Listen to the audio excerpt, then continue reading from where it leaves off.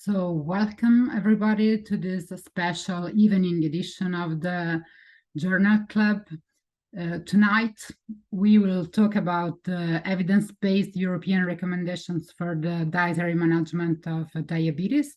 And we have a very special guest who is here from New Zealand. So it's very early in the morning in New Zealand. So thank you, Andrew. Andrew Reynolds is the Hynds-Heart Foundation Senior Research Fellow at the Department of Medicine at the University of Otago in New Zealand. And he is the corresponding author of the new dietary recommendations for the dietary management of diabetes. So, Andrew, thank you again for being here, and please, the floor is yours. Thank you very much, Katerina. That's great. I'll just bring up some slides and we'll get going. I'm a little bit ambitious in how much I want to cover today, so I might have to cut a few things along the way, but there will be plenty of question time at the end, should you have specific questions or if I've sort of raised a topic that I haven't gone into in good detail.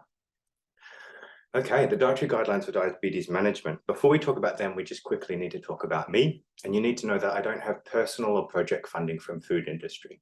So it's when I recommend a food or a nutrient, it's not guided by a little bit of money in the background.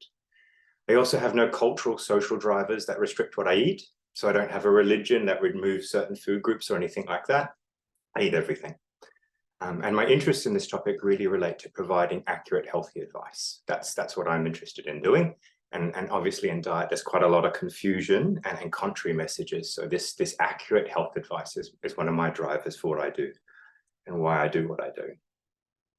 The guidelines, they were launched a couple of months ago, and our goal was to provide practical evidence-based advice for health professionals working with diabetes. So they are targeted primarily at health professionals, but we try to write them in a level where a really interested patient could also pick them up and learn from them as well too. We had around 15 core guideline development group members, and we sort of co-opted experts on our different areas.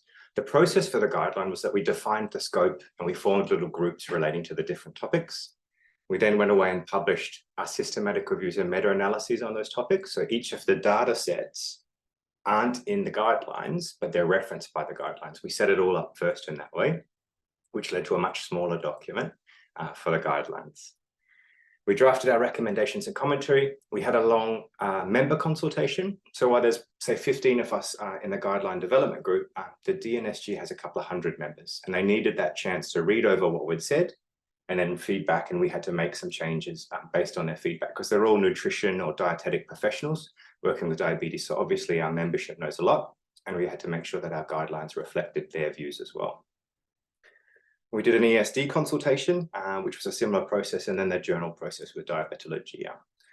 And it was really worth doing that quite long process because it allowed us to say, with the permission of the EASD, that these guidelines are the Diabetes Nutrition Study Group of the European Association for the Study of Diabetes. And that was what we were really hoping for. The last version that this group had done had come out in 2004. So we're nearly 20 years old. It was desperate for some new ones. Quite a lot of things had advanced in that time.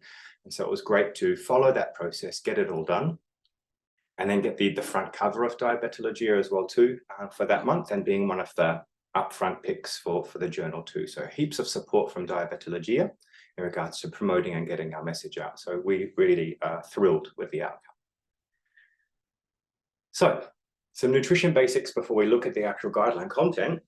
Nutrition is a cornerstone of blood glucose management and diabetes management, but it is alongside other things like physical activity, education, medication adherence, and regular checkups. So they're sort of the lifestyle domains. We're going to talk mainly about nutrition, but it obviously interacts with these other factors too. There's a lot of self-management required for patients with diabetes. Dietary stuff is quite important because it improves glycemic levels, it reduces risk of diabetes complications, it improves health-related quality of life, and it reduces premature mortality. Some of the trials that compare drugs against lifestyle, they show equivalent benefits.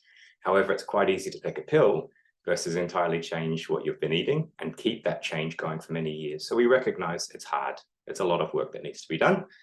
But a little shift in the population towards slightly better intakes will have appreciable benefits at a population level. So we're always motivated to get sort of up-to-date dietary advice out. Now, for someone like me, for nutrition, I talk about it all over the place, and we can talk about nutrition in different ways, and that gets people quite confused. We can talk about it at the nutrient level. And that's useful for understanding physiological requirement.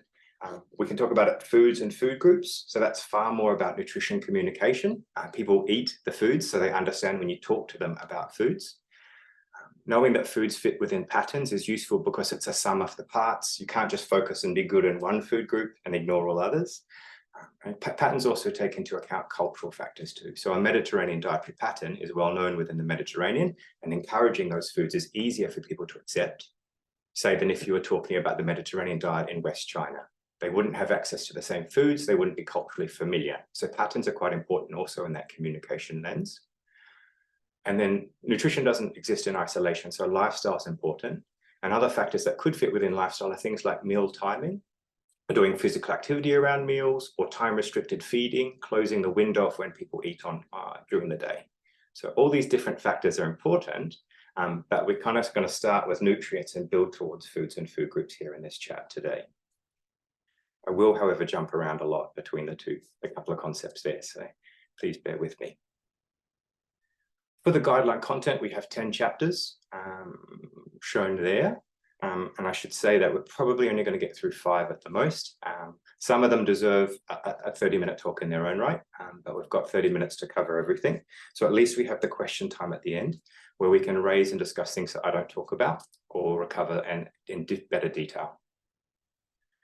And then just finally, if you are going to pick up the guidelines and read them, there's a couple of things that you need to know about the language use and the processing. We use grade, and so next to every recommendation, we have this comment of high, moderate, or low. There's no very low guidelines. This relates to the certainty of the evidence, not the strength. So a high recommendation doesn't mean it's a strong effect. What it means is that we're certain that it happens. So certainty, not strength. We don't comment on strength, so we would have a recommendation for something that's incredibly beneficial next to something that's reasonably beneficial. We're providing people more with just options here. All of them could work in the right context, and we're more interested in certainty than strength. The reviews were done by separate teams, so the 14 guideline development group people sort of scattered and co-opted experts. So there are differences between some of the reviews. Some of them didn't have access to a methodology just at the start. And so there are differences there. And not all of the data considered was specific to those with diabetes. So some of the topics, they had to draw on populations that included people with diabetes. It's a gap, and we try and recognize it in the writing. And then when possible, we do comment on the different types of diabetes, gestational, pre-type 1, type 2, but most of the focus and most of the research groups did just look at type 2. So obviously, if we're talking about diabetes prevention, it's type 2 prevention. It's not type 1 prevention. Very clear. I hope we've signposted that clearly as we go through, but most of the content is type 2. Okay, so the first of the 10 chapters and the first of the 5 that I'll go into detail was type 2 prevention. And really the key message here, absolutely, is that the recommendations for diabetes prevention are the same as recommendations for diabetes management. And that's the same as recommendations for the general population. There's no special diet here. This is actually really great because it removes for families the need to have separate meals within the household. It can reduce some of that othering and stigma in that you can't have this, you can only have that sort of concept. And it enables aligned messaging in health promotion and clinical practice. So we'll go through the actual recommendations more so for people with diabetes, but bear in mind it's also the same thing for type 2 prevention. Now you could say, well, diabetes is a growing problem. More people are getting type 2 around the globe. It's at 1.3 billion by 2050 is now the estimate. So these guidelines don't work. Actually, it's really hard to follow the guidelines.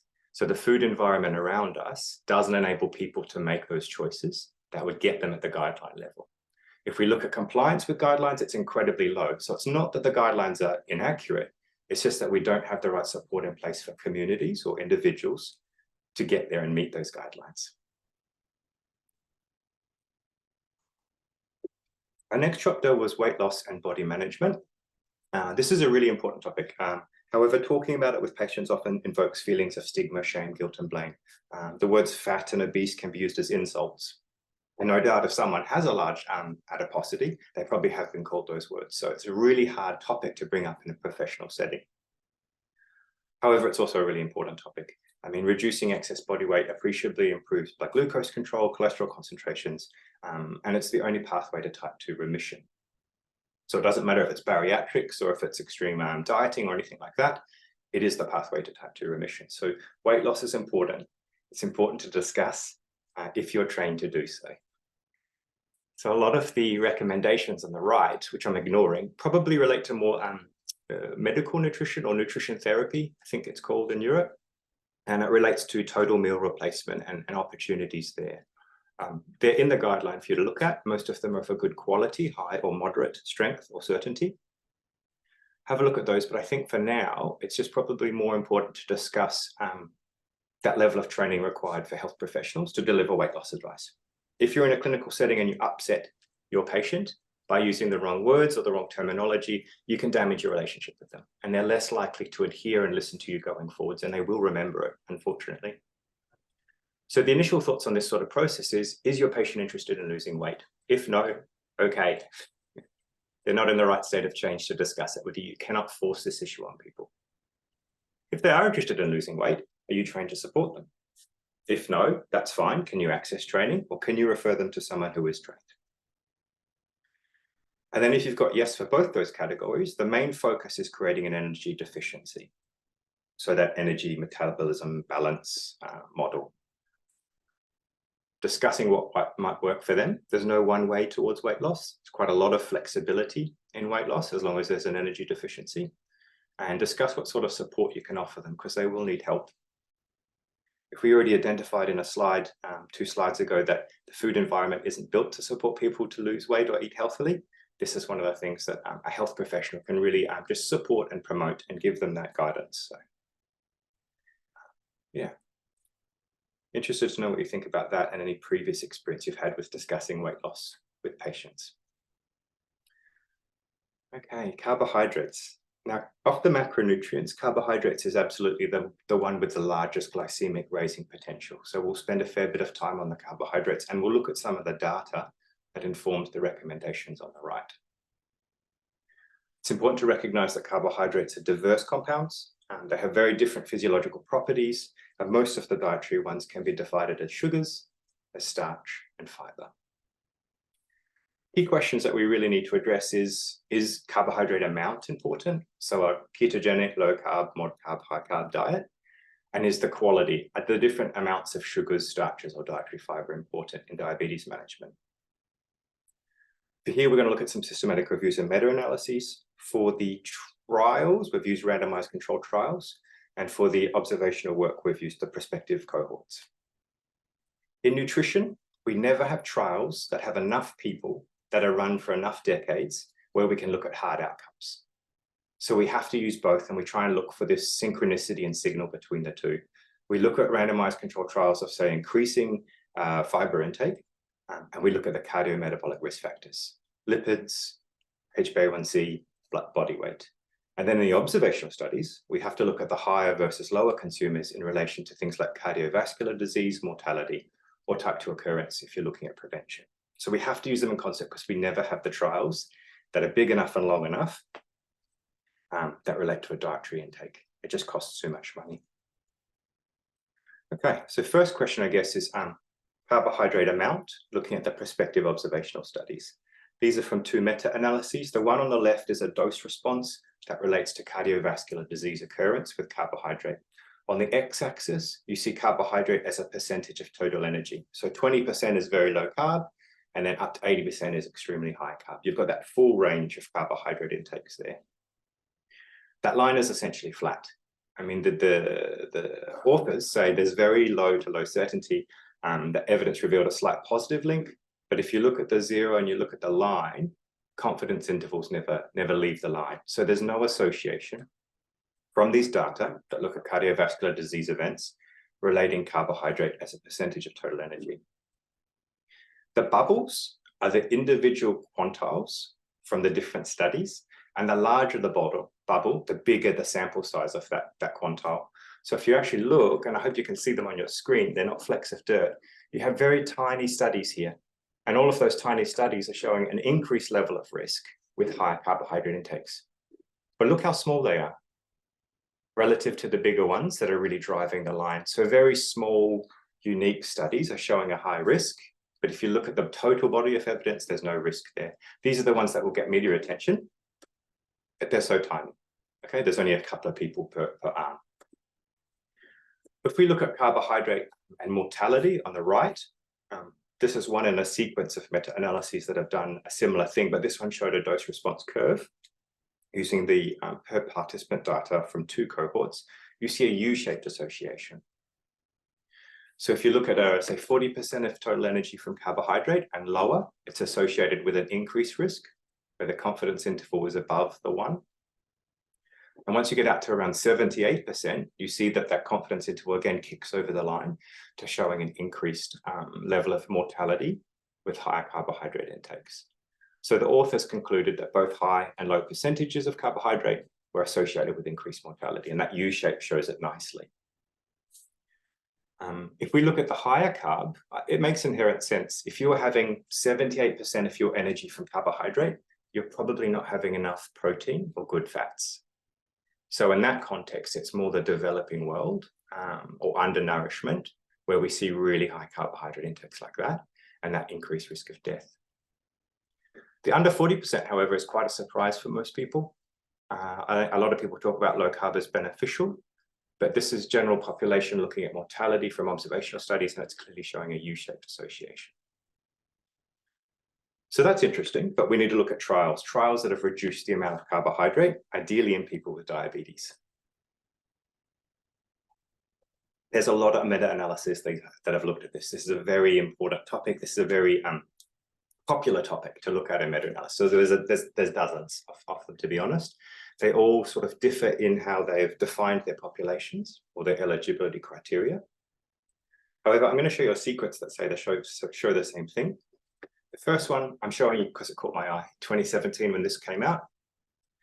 It was in people with type 2 and there wasn't weight loss advice. So it wasn't have less carbohydrate and have less food. It was just have less carbohydrate. And what they concluded, very interesting to me, was low to moderate carbohydrate diets have a greater effect on glycemic control in type 2 compared with high in the first year of the intervention. They saw effects at 6 months, beneficial effects, improvements in glycated hemoglobin and body weight, and then they didn't see anything at 1 year and onwards. So I was like, oh, maybe that's more like adherence. Maybe the level of health professional support there is encouraging them to do something with their diet. And if you do anything with your diet, it will prove beneficial. But the longevity of the effect wasn't there. And maybe they reverted back to their normal diets because it's hard to adhere to. The middle meta-analysis was the one commissioned by the DNSG for our guidelines. And it was just a year later. It had a few more studies and it showed a similar picture. The proportion of daily energy provided by carbohydrate is not an important determinant, especially when considering the longer term trials. So again, a short-term effect and then nothing going forwards. And then the 2022, this is a Cochrane review. It's far bigger than the others. They considered type 2 without type 2 people who are overweight and obesity with and without weight loss. So a very big comprehensive work there. It's fantastically done. And their conclusion is that there's probably little to no difference in weight reduction and changes in cardiovascular risk factors up to 2 years follow-up, because those were the duration of the trials. So the observational studies and the trials both indicate that carbohydrate amount isn't important. So recommending low carbohydrate diet isn't super relevant. In our guidelines, I'll just skip up, we actually say that a wide range of macronutrient carbohydrate intakes is acceptable, a wide range. We're giving people options and choice. It's not a determining factor for their success or their diabetes management. But if you see here from this U shape, anything between 40 and 70% was fine, looking at total carbohydrate. So we went with a wide range is acceptable. If they want to try a lower carbohydrate diet or cut out things, you could support that because it's not going to be deleterious. But there's definitely something going on with carbohydrate. We know it's important for diabetes management somehow. So let's consider those aspects of quality. Maybe total carbohydrate is just insensitive because, as I said, you've got sugars in there, you've got starches in there, and you've got fibers in there. So if we look at them separately, we might get a different picture.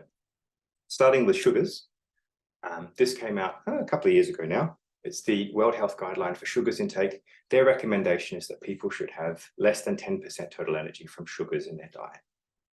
They did this based on higher sugar intakes associated with greater body weight and greater dental caries. So if you look and think about body weight or greater body weight prediction for type 2, predisposing risk factor, as well as cardiovascular disease and the adiposity-related cancers. So that's the pathway and the rationale for why they've said total energy intake should be around less than 10% from sugars. In New Zealand, our sugar percentage is around 20 to 22. So we're double the recommendation. And WHO very interestingly went as far to say that less than 5% is even better.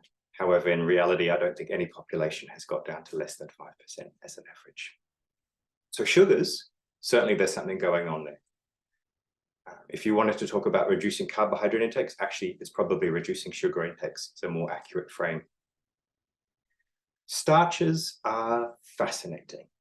Starches are the most carbohydrate we have of the 3 types of carbohydrate: sugar, starches, fiber, and they're actually the one that we probably know the least about, which is confusing. Most people don't report on starch intake, they report on starch-containing foods. So now you're looking at things like refined grains. This in particular are dose-response associations with potatoes. Really great meta-analysis, first of its kind. I'd love to update it with the authors because there's new data out on potatoes. But if you look across the top, you'll see that the dose-response curves, this is the one, the risk association, those confidence intervals never pass or leave the 1. So there's no association between the amount of starch or potato in the diet and mortality, coronary heart disease, or stroke. Colorectal cancer looks to maybe kick up, but it's not significant. And then you have 2 associations for increased prevalence of type 2 and increased prevalence of hypertension. However, the authors did take it a step forward and they thought, okay, well, we've actually got baked and boiled potatoes here, and we've got fried and salted potatoes here, so chips. And when they teased out the 2 types of potato, these associations disappear very easily. So as starches, we eat a lot of them. Maybe the cooking method is more important. Maybe how you cook them, the addition of the salts and the added fats and energy intake could be the determinant here. They're vaguely neutral. Interestingly, for refined grains, no one's done a great study, a meta-analysis on those either, and they don't seem to have a strong effect as positive or negative. So really, maybe it is all the processing or the cooking that's done to them. That might be the risk determinant there. So sugars, negative, starches, neutral, but with a question mark next to that neutral. And then fiber. This is a very new guideline that came out this year. Fiber is also a carbohydrate, but a completely different risk association. So increasing fiber intake in respective observational studies decreased mortality, cardiovascular disease, coronary heart disease, type 2 diabetes, and colorectal cancer, across the board benefits. In the trials of increasing fiber intake, it improved body weight, blood pressure, cholesterol levels. So the WHO recommendation is at least 25 grams per day of naturally occurring. This was work done for WHO by me in the general population. Similar effects in those with pre-type 1 and type 2. So again, this is the fiber mortality dose response. So 14 grams for the lowest consumers, 32 grams for the highest consumers. And you can see that the dose response, there's a reduction in mortality, the more fiber people had in observational studies. And then when you look at the trials, you see improvements in cardiometabolic risk factors. That's millimole per mole. It's definitely not percentage. Sorry, I should have added the units there. But we saw improvements in all measures of glycemia. So HOMA, fasting insulin, fasting plasma, as well as improvements in LDL and total cholesterol and BMI and body weight. So increasing fiber intake without advice to do anything else was beneficial for people with type 2. And then I redid this analysis for people with existing cardiovascular disease and hypertension, and I saw the same sorts of benefits of the exact same association here, with higher intakes of fiber leading to decreased mortality risk. So 2 sides of the carbohydrate coin. The amount didn't seem particularly important to mortality or diabetes management. Maybe that's because there's different carbohydrates. And then if you look at those different carbohydrates on the other side of the coin, you see clear associations. Sugars should be decreased. Starches, the cooking method seems important. Fiber should be increased. Much more useful, I think, to talk about the types than the amount in total. We need to speed up. Sorry, I'm very slow. I know I'm talking fast as well too. I just wanted to share everything with you. We don't have time to talk about dietary fats, but they are here if there's questions about them. Likewise, protein. Certainly, the carbohydrates had the greatest glycemic raising potential. So I've spent most of my time talking about those. Those three macronutrients, however, fat, protein, carbohydrate, are consumed as foods. And as we said before, that's what people eat. So we should be discussing foods. It didn't really matter what approach we used for foods or for patterns. Everything encouraged the regular intake of minimally processed whole grains, nuts, legumes, vegetables, and whole fruit, while minimizing the consumption of red and processed meats, added sugars, added sodium, refined grains, and ultra-processed foods. I don't think that's rocket science, and it's not particularly new, is it? But it is consistent. So it didn't matter if we looked at a vegetarian dietary pattern, a Mediterranean dietary pattern, a Nordic diet pattern. These were the foods that were emphasized. When we looked at the food level, these were the foods that were emphasized. It's all nice and clear and signal. So even if it's not exciting, it's consistent. And that's how I guess we'd base our communication with participants. We'd be talking about these foods and encouraging them as much as possible. I have said minimally processed whole grains here, and I've also said avoiding ultra-processed foods. So I think we'll close really looking at that. And we'll talk about this concept of ultra-processing. Have you come across it? Do you hear about ultra-processed foods at all? It's sort of the buzzword in nutrition at the moment. And it's really interesting. The story will develop in the next couple of years. But we can see that when we look at the products that are used in ultra-processed foods, they're drastically increasing in quantity and production in the food supply over time. And if we look at the prospective observational studies, we see that higher intakes of ultra-processed foods are associated with risk of things like coronary heart disease, diabetes, cancers, weight gain, chronic kidney disease, and adverse mental health. So that's a bad picture. There's a new cohort coming out on ultra-processed foods pretty much every week at the moment, linking it to something negative. But we want to look at the observational studies and the trials side by side. If you look at trials of ultra-processing, all of a sudden you don't have many. They're not done yet. They're very hard to design and execute. This is definitely the best of its kind. It could be the only of its kind. And I think it was only done in 28 people. So you have to bear a little bit of a grain of salt there. What they did in a metabolic ward is they had two diets, ultra-processed versus unprocessed, and they were matched for sort of macronutrient intake and energy. They were ad libitum, so people could eat whatever they wanted. And what they found is that people, although they were matched, people were eating more of the ultra-processed foods every meal. They were enjoying more. So the body weight change was different after the 14 days.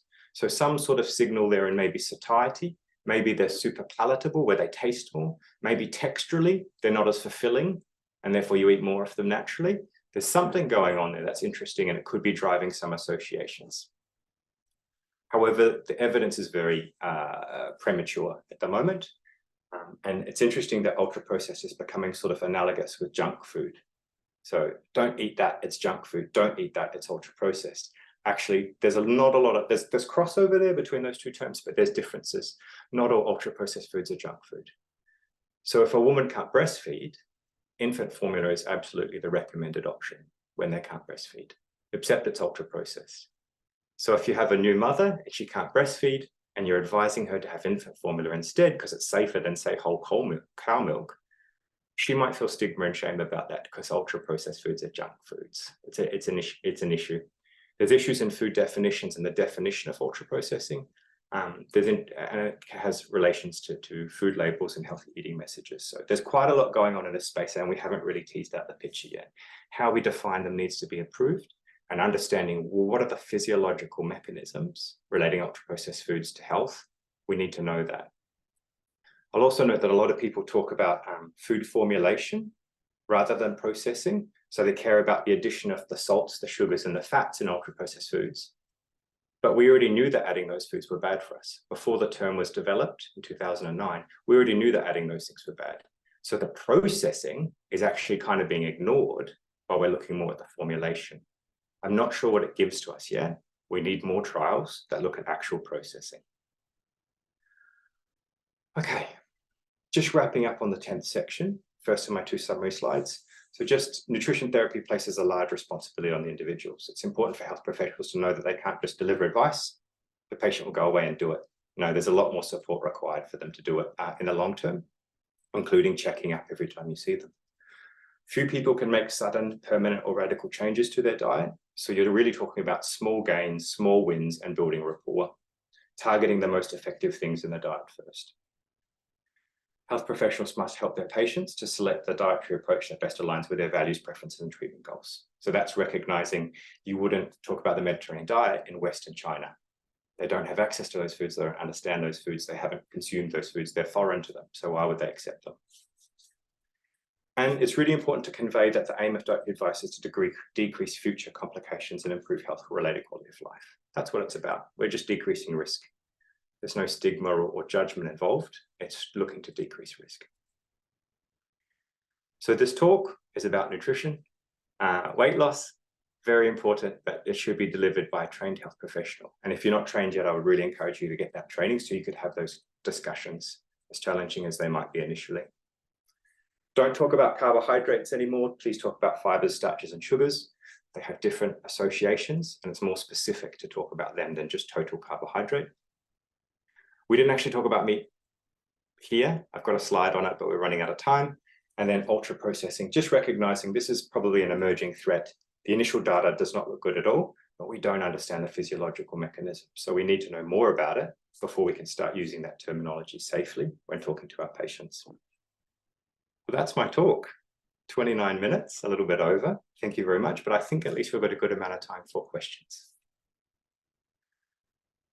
Yeah, Andrew, thanks a lot. That was a very fascinating talk. You summarized quite well the guidelines that we all probably had already the opportunity to read. And now the talk is open to discussion. So I would be very happy to invite each one of you. We are in a nice night setting or morning setting if you are on the other side of the globe. In an intimate atmosphere. So I think that you can easily unmute yourself and start talking, or you can put your question to a chat, and we'll be happy to read it for you and ask Andrew some fascinating questions. So maybe if I may take this opportunity and privilege to start, and I'll ask you the first question. Have you also considered a practical implementation of the dietary approaches to battle diabetes, which actually is not well covered in the guidelines, meaning how you could develop, how you could implement it and deliver it to your patients in a practical way as a healthcare professionals. How many, considering nutritional therapy, work with dietitians, how to implement it in your primary care settings or in hospitals, etc. Have you considered this also? Yeah, and it'd be super practical. Our goal was to provide practical advice to health professionals, and what you're suggesting would be perfectly aligned, something that you could pick it up as a bit of a roadmap and follow along in that discussion with your patient. Unfortunately, it's never that simple, right? You need to understand the underlying diet or the food intake of the person you're discussing, as well as their current status, glycemic status, or risk of cardiovascular disease. And then you tailor it around that. You have to tailor it to the individual. So it's always quite personalized. The things in the guidelines are that general advice, completely right, Jan. Have more fiber, have less sugar, do things like that. That's very general because we've looked at population level stuff and thought, okay, this is an issue with the population. But when you actually sit down and talk with your patient, it needs to be targeted to them.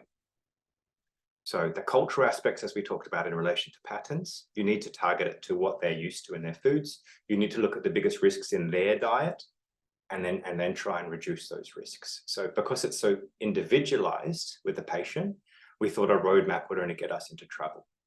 I think we say in the introduction of these guidelines that this is a starting point. This is your baseline. These are the general things. But where the conversation goes with the patient is really up to their state of change, their willingness of what they can and will adjust, and then what they're currently doing. It's just too individual. So we thought we'd get into trouble.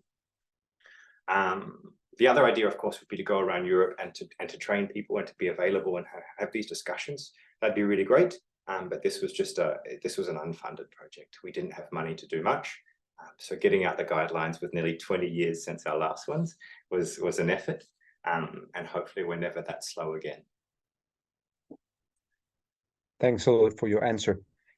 So please feel free to unmute yourself and ask if you have any points to raise in the discussion.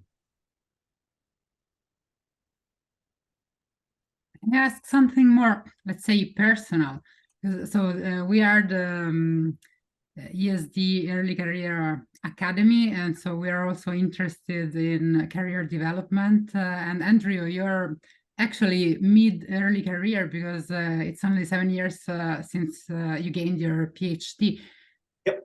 So it's amazing that you, so first, how did you join the nutrition study group of the EASD? And so tell us a little bit about your career, the steps you took, and how did you get where you are here now? Sure, absolutely. How do I be brief on that? You're giving me the opportunity to talk about myself, which is always, takes a while. So I was working for the Food and Agricultural Organization in Rome, and I decided that I needed a PhD to learn more and move on in my career. And so I moved to New Zealand, of all places, to do a PhD here, thinking I'd spend 3 years here and then immediately return to Europe. However, I've stayed. It's 11 years now, nearly. I'm stayed because of the excellent people I work with and the knowledge that I'm still gaining here. Never thought I would live at the bottom of the world for so long. So yeah, I have established links with Europe. I guess that's how I got into this European group. I'd already worked for many years on continental Europe. Doing the PhD was in type 2 diabetes management, actually looking at physical activity. It supported some nutrition and food science degrees. And then after the PhD, I did a Master's of Public Health for Epidemiology. So I could start to look at different study designs. So I conduct randomized controls, as well as this sort of meta-analyses that supports guidelines. I first went to the DNSG in 2015, and I gave a talk as a student, and I won their student prize, which was very flattering. And ever since then, I've sort of gone back again and again as much as possible. They do it in beautiful locations around Europe, and it's a really nice group of people too.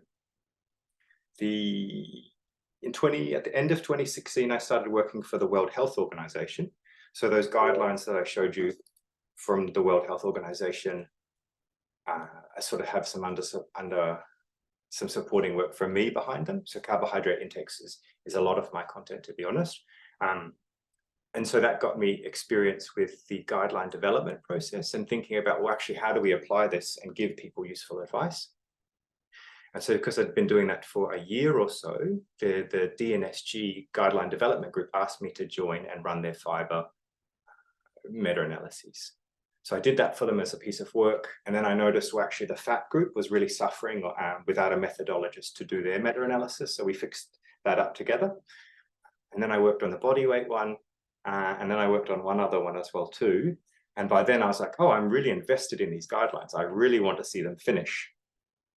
So a couple of years ago, I sort of, started putting up, what do the drafts look like? What does the structure look like? What do we really want to do here? And getting people to think about the final product.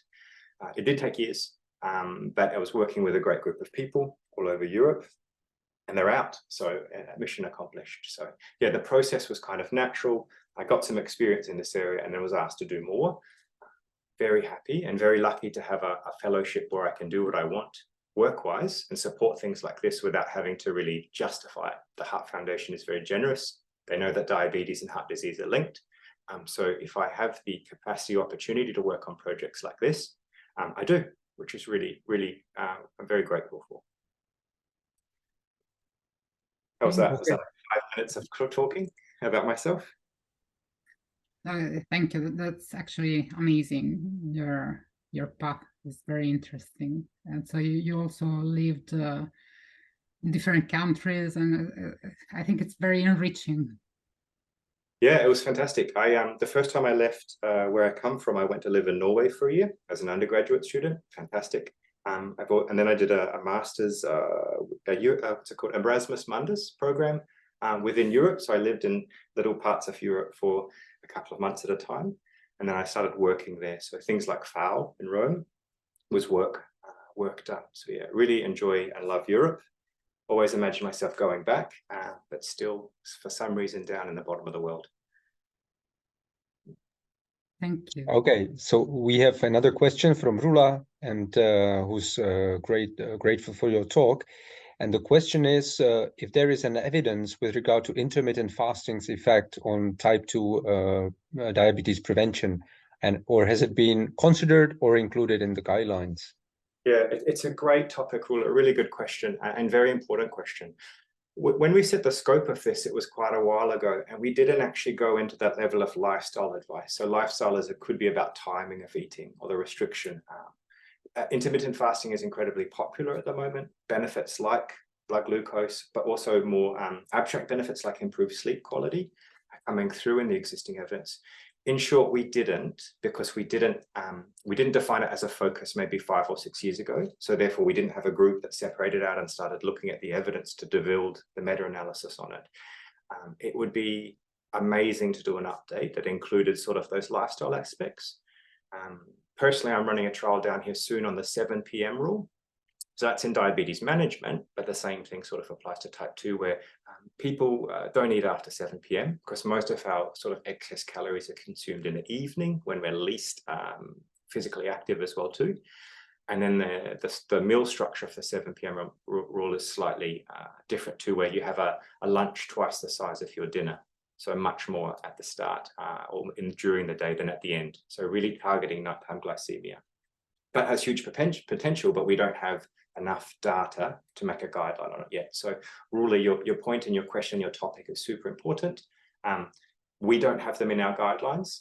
The evidence is coming out now, and I think it's going to be a fantastic expansion. It's a really useful tool if you can talk about restricting time or windows for people to follow. And it's something that's so concrete. You just have to look at your clock and you know, oh, I've only got an hour to eat before I stop, or I only have to wait another hour. It can be a really great tool. So we're fascinated by that area, and we're looking to do more research on it.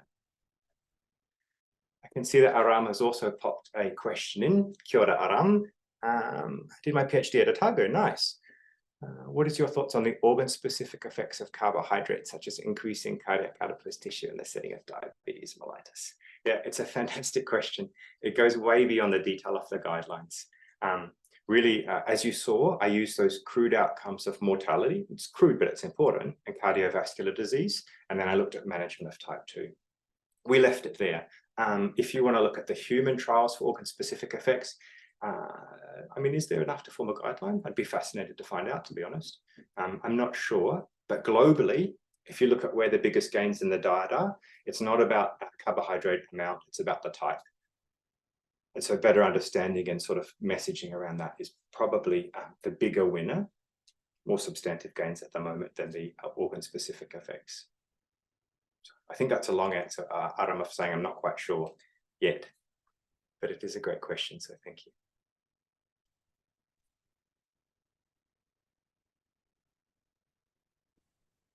I have another question, which is more related to the guidelines. So the guidelines recommend against ketogenic diets. Yep. But the evidence that is brought up by the guidelines against the ketogenic diets, increased risk of mortality or ketoacidosis, is actually based on very small trials or case reports. So it's not, I believe, so I'm a great fan of ketogenic diets, and especially very low calorie ketogenic diets with meal substitutes. So I believe that it's a bit generalization if you say no, absolutely no to all ketogenic diets, because there are different types. And again, as I said, the evidence that this recommendation is based on is not that strong, I believe. So what's It's a really good question. I'm so glad you've raised it. So I guess there's two separate parallel questions. Is there benefits with the ketogenic diet? And is there risks with the ketogenic diet? And you're right, when we talk about the not recommending them, so that second recommendation, very low carbohydrate intakes such as ketogenics are not recommended, moderate quality. So if you look at the benefits, we don't see benefits. If you look at the low carb, low energy diets and you compare them with the low energy diets, there's not an additional benefit there. when you look at, so there's not a benefit of doing it for diabetes management. It could be something that people understand nicely. So if they can take on the board that carbohydrates are bad and should be avoided, it could be easy for some people to do that when they look at their plate. The other reason, of course, is the more global picture, looking at the bigger outcomes like mortality. So this association, this U shape here we have with the two cohorts, is reflected in the pairwise comparison. So when you compare all the studies and data on low carb versus moderate carb, you see increased mortality. You also see it with the high carb versus moderate carb. So there's that risk there that if you're pushing people low and they stay low, you have a population level association with mortality. So we can't recommend it. It's not that we thought they were unsafe per se. We do recognize, as you noted, you've read the guideline, that there's potential limitations with ketoacidosis and things like that. They are based off very small studies. You're right. But the key reason we don't say they're not recommended is because they don't appear effective and we might be at increasing risk. Now, let me just clarify what I just said. When I say they don't appear effective, that doesn't mean that if you have a really intelligently trained health professional team supporting them, it will work. Oh yeah, that health professional support and that knowledge absolutely works. So that's not what I'm trying to say when I'm not effective. What I'm trying to think of is, well, what does a normal person have access to? And it's not a very well-trained health professional team that's really supporting them through it. So anything with those trained professionals will work, but in a generalized setting, someone can't pick up a very low energy ketogenic diet, use it themselves without that support and run it. So because of the global nature of these recommendations, that's the phrasing we ended up on. It doesn't deny, it doesn't say that they're completely unsafe and they shouldn't be followed. It just says that we can't recommend them.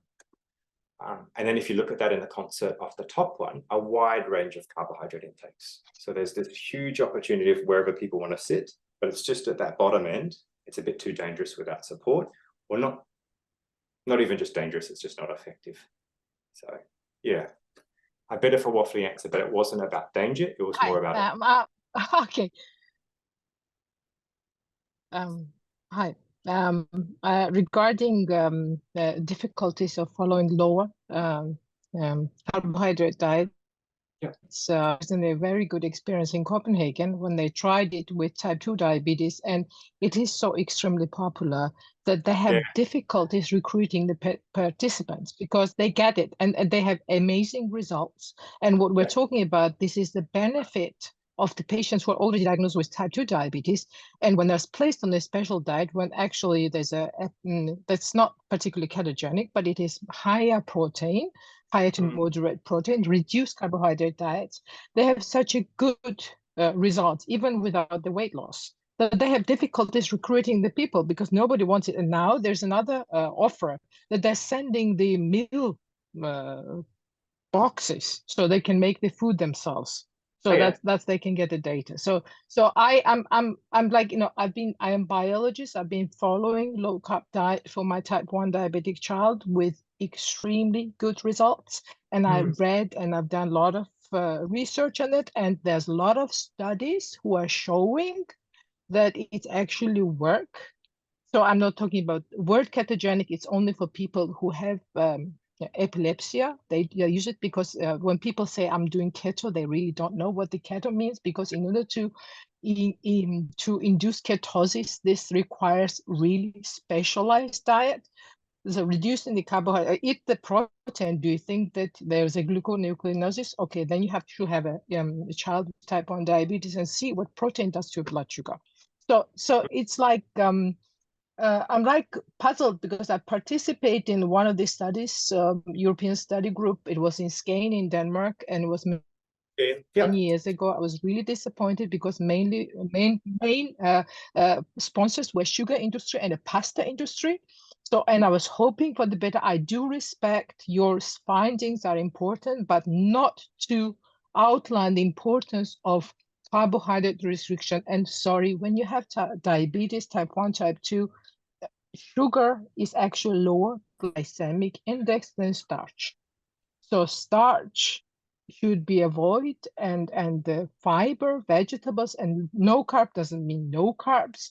And I don't know, have you ever seen a person with a glucometer who is actually following the well-balanced low-carb diet? Have you seen the results? Yes, What are the studies you're reading? It's really kind of like, people are like raving, yeah. but also professionals. Professionals, Yeah. I mean Yeah, no, that's researchers, fine. and there's been adults. Yeah, no, those are really good comments, and this is excellent because it raises that disconnect between the science that I'm talking about and what we perceive to be true and what's popular on social media. I'm going to take you back to this slide in front of us here. These are the meta-analyses on the existing randomized controlled trials that have looked at carbohydrate intakes. They looked at incredibly low and very low and low when possible, and they combined the data on all the available randomized controlled trials. They don't show an effect after a year or so. So that's what we're basing on. If Have you you seen the Copenhagen study, Bispebjerg Hospital? Sorry, I missed that. Something about the Copenhagen study? The Bispebjerg Hospital is one of the big university hospitals in Copenhagen. They published one study, and they're publishing more and more because they're recruiting. There was a trial, and then they get more and more people. So it's just like, of course, what do you mean social media? I'm not talking about my case study was published in British Medical Journal. It's like, I'm not reading the social media of TikTokers. Yeah. I'm not following them. So I'm just Yeah, talking yeah. about the science, and I'm saying in particular, when you're outline is that there's a study conducted in Copenhagen Bispebjerg Hospital where there's a huge benefit if there's an accent on the protein and reduced carbohydrate diet, and why you don't even mention about it. Yeah, Katerina, these are the combinations of all studies, so they could be included here. Can you remember how long that study went for? How long were the people encouraged over their low carb? Was it 1 year or 2 years? Yeah, initial study pilot, I think it was 6 months or so, and they had a longer one. Yeah, So, great. and So those are but it has been a few years ago. Then I met because I'm actively participating in the symposiums because we have Diabetes Academy in Denmark. And when I met him, he said that it is so hard to recruit people because there are a lot of them doing themselves. Yeah. Because Yeah. it is so successful. Yeah. They must have had a recruitment criteria where they're having a moderate carb, but most people are already lower than that, so it's hard to recruit. Yeah, of course, and they're. Yeah, so again, if we look at the beyond the per person data, if we look at the randomized control trials, all of them that exist, and this 2022 Cochrane would definitely have that data included. I'd really encourage you to go have a look at that and read it. You will see initial benefits at 3 months, some residual at 6 months, and then nothing going forward. So if you're looking at long-term adherence, it's challenging for people. If you're only looking at the crude amount of carbohydrate, you're not considering where the carbohydrate, because you could have a low carbohydrate, high sugar diet or a high starch diet, or you could have a low carbohydrate, high fiber diet. That variability there is probably muddying the results. So if something like the Copenhagen Hospital one encouraged low carb, high fiber, I would expect to see huge benefits. But is it the fiber or is it the low carb? So again, all I'm showing at the moment is not a low carb combination of multiple studies together and the pool of totality of evidence. So that's what I'm showing you here. But yeah, definitely go look at the Nord Cochrane. Pretty comprehensive. And please do email me and contact me if you see errors or issues with it. I'd be really, really happy to keep on hearing your perspective. And another thing is that keto diet is always a very, very, very hot topic. So no, it's an important topic. That's why we care about it. So yeah, absolutely. So thank you, Katerina, for raising this debate because it was very lively. We have one last question that was sent directly to say me in the chat. So just quick answer, and then we'll close because we're running out of time, and I assume Andrew needs to go to work, and we all need to go to dinner. So, so the question is, how do the guidelines affect carbohydrate counting? Now that you have to start thinking about fiber, sugar, and starch, or is it the same? So actually, it's a complex question. It's a complex question. I don't have a simple answer. A lot of the meta-analyses on carb counting relate to type 1 management. Obviously, it's fundamentally important for basal bolus. Not everyone in type 2, or the 30% of people with type 2 who use insulin, might just use longer lasting as opposed to responding to meals. It requires large health literacy and knowledge of food literacy as well too, but absolutely fundamental for type 1. So the bottom guide, it's it's probably not very specific, but carb counting may be a useful approach to determine mealtime insulin dose. I mean, yeah, no, it definitely does. It's very useful if you have the health literacy and the food literacy to be able to do that. We wanted a study group that specifically delved into it, and it never developed. This was one run in Sweden. So what we had to do was rely on the available data that was already synthesized on carb counting, and you'll find the references that support that within the guidelines. I'm sorry that I don't have more on carb counting. I do acknowledge it is incredibly important. If you start thinking about specific carbohydrates and counting, do you already consider total fiber within the total carb amount that you're responding to? Because typically it'll delay postprandial glycemia within the meal, meaning that you don't need such a fast acting insulin. So I would think that most of the time when you're looking at carbs, you're counting up sugars and starches as opposed to fiber. Does anyone have any practical experience with that they want to share when they advise their patients? I'm more in type 2 diabetes. Is anyone here an expert in type 1, which is more related? Yeah. Now, Could you end the talk? It's a very important topic. Yeah, Jade, thank you for asking that question. The guidelines could be better, and maybe guidelines for type 1s would be really specific and drill down on that helpful information. We had to go with a very general approach because we didn't, just like with the time restricted feeding, we didn't issue a specific meta-analysis to really address that question, Jade. So yeah, thank you. Thank you. I think we can close now. So I will thank Andrew and hand it over to Jan for the closing remark. So Andrew, thanks a lot for this nice talk. Thank you everybody that you enjoyed our common evening or morning if you are at the other side of the globe. And we are the EASD Early Career Academy. Visit our website, sign up for the newsletter, become member of the Early Career Academy, because then you can easily get all the information and become member of this great community. And above all, visit us at the EASD annual meeting in 3 weeks. We'll all meet in Hamburg. We'll be there. We have few sessions and some lively event will be there where we can talk, meet, and enjoy our time. So thanks a lot, Andrew, for this excellent talk.